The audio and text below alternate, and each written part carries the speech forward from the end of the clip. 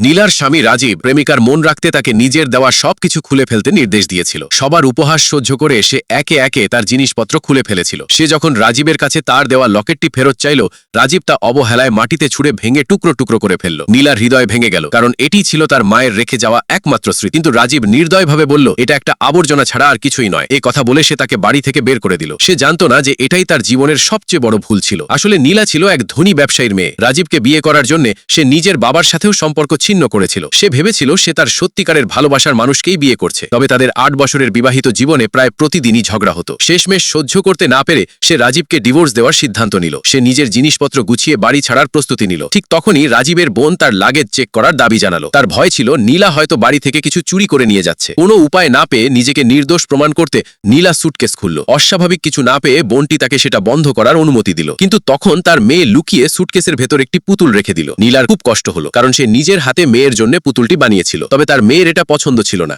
কারণ এটি রাজীবের প্রেমিকার দেওয়া গেম কনসোলের মতো ভালো ছিল না। ঠিক তখনই প্রেমিকাটি ভেতরে ঢুকলো আর মেয়েটি খুশিতে দৌড়ে গিয়ে তাকে জড়িয়ে ধরল। তখনই নীলা বুঝতে পারল যে তার স্বামী অনেক আগেই তার সাথে বেইমানি করেছে। সে রেগে গিয়ে জবাবদিহি চাইতে গেলে রাজীব তাকে মাটিতে ধাক্কা দিয়ে ফেলে উল্টো ক্ষমা চাইতে বলল। নীলা বিন্দুমাত্র দ্বিধা না করে তা প্রত্যাখ্যান করলো। তখন রাজীব তাকে নিজের কোনো জিনিসপত্র নিয়ে যেতে নিষেধ করলো। এটা দেখে নীলার সাথে সাথে সুটকেসের সব কাপড় মেঝেতে ফেলে দিল। কিন্তু এতেও রাজীবের মন ভরল না। সে নীলার পরনের কাপড়ও খুলে ফেলতে বলল, কারণ সেগুলো তারই কেনা ছিল। নীলা অপমান সহ্য করে ধীরে ধীরে একে একে নিজের কাপড় খুলে ফেলল। একটু পরই তাকে বাড়ি থেকে বের করে দেওয়া হলো। সেই মুহূর্তে এক লোক ছুটে এসে নিজের কোট খুলে তার গায়ে জড়িয়ে দিল। দেখা গেল তিনিই নীলার বাবা, যিনি প্রতি বছর লুকিয়ে তাকে দেখতে আসতেন। মেয়ের এমন দুরবস্থা দেখে তার হৃদয় ভেঙে গেল। তিনি রেগে রাজীবকে বকাঝকা করলেন, কিন্তু রাজীব উল্টো তাকে নীলার প্রেমিক বলে অপবাদ দিল। রাজীব সামনে এগিয়ে গিয়ে নীলার গালে কষে এক চড় মারল। এটা দেখে তার বাবা সাথে সাথে সামনে দাঁড়িয়ে রাজীবকে পাল্টা চড় মারলেন। তিনি বললেন যে মেয়ের কথা ভেবে তিনি তার কোম্পানিটি রাজীবকেই দিয়ে দেওয়ার পরিকল্পনা করেছিলেন, কিন্তু এখন আর তা কখনোই হবে না। এরপর তিনি মেয়েকে বাড়ি ফিরে আগের মতো আদরের উত্তরাধিকারী হতে বললেন। তবে রাজীব হেসে উঠল আর বড়াই করার জন্য তাকে নিয়ে ঠাট্টা করল। সে ভাবল বাবাটি মিথ্যা বলছে, কারণ তিনি সাধারণ মানুষের মতো শুধু একটি ইলেকট্রিক স্কুটারে করে এসেছিলেন। কিন্তু পরের মুহূর্তেই তাদের পেছনে বেশ কয়েকটি বিলাসবহুল গাড়ি এসে থামল। বাটলার অত্যন্ত সম্মানের সাথে নীলাকে বাড়ি ফিরে যাওয়ার অনুরোধ করল। এই দৃশ্য দেখে রাজীব পুরোপুরি হতবাক হয়ে গেল।